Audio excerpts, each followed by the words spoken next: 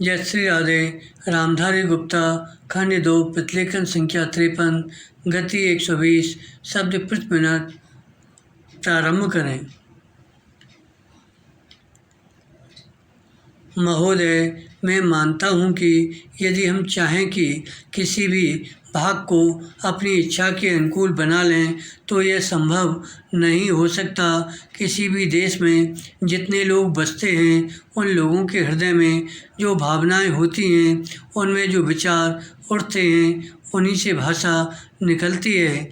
हिंदी कहिए या हिंदुस्तानी, दोनों ही हिंदुस्तान में पैदा हुई और आज भी चल रही हैं। इसलिए मैं सदा से ये बात कहता आया हूँ कि किसी भी विदेशी शब्द को अपनी भाषा में न घुसने देने का विचार बिल्कुल गलत है। यदि कोई भी जीती जागती भाषा आगे बढ़ रही है, उन्नति कर रही है, तो उसमें बाहर के शब्द आए बिना रह नहीं सकते। विराम। यदि आप अंग्रेजी भाषा के किसी भी शब्दकोश को खोलकर देखें तो उसके अंत में 20-25 पृष्ठ परिशिष्ट के जोड़े जाते हैं। उन पृष्ठों में अंग्रेजी भाषा में जो नए नए शब्द आते हैं वे ही दिए जाते हैं। कुछ दिन हुए मुझे चैम्बर्स का एक पुराना शब्दकोश मिल गया। विराम।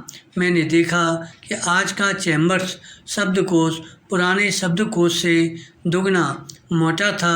पिछले 60 वर्षों में जितने नए शब्द लिए गए वे सब नए शब्दकोश में थे। विराम। विदेशी भाषा के जो शब्द प्रचलित हैं, यदि उन्हें निकाल देने का प्रयास किया गया तो भाषा का रूप ही दूसरा होगा। विराम। पैरा।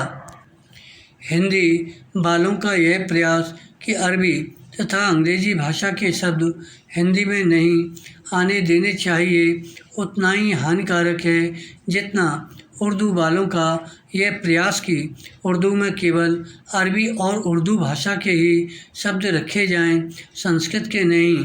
उसके साथ साथ हमको यह भी मानना होगा कि हिंदुस्तान में जो बहुत सी भाषाएं हैं वे अलग अलग प्रदेशों की अलग अलग भाषा हैं। जैसे उत्तर भारत में मराठी, गुजराती, हिंदी, बंगला, उड़िया तथा असमिया और दक्षिण में तमिल, तेलुगु, मलयालम तथा कन्नड़, इन सब भाषाओं में संस्कृत के शब्द बहुत हैं। हिंदी को छोड़कर और किसी भी भाषा में उर्दू के शब्द नहीं मिलेंगे। देश में हिंदी को इस योग्य बनाना है कि लोग उसे सरलता से सीख सकें। विराम। इसलिए उसमें संस्कृत के शब्द लेने ही पड़ेंगे, उससे बचा नहीं जा सकता। विराम। हमारे संविधान में हिंदी की व्याख्या इस प्रकार दी गई है कि हम उसी भाषा को हिंदी मानते हैं जिसके मूल में संस्कृत है। यह कोई नई बात नहीं है। विराम। इसे सभी लोग मानते और समझते हैं।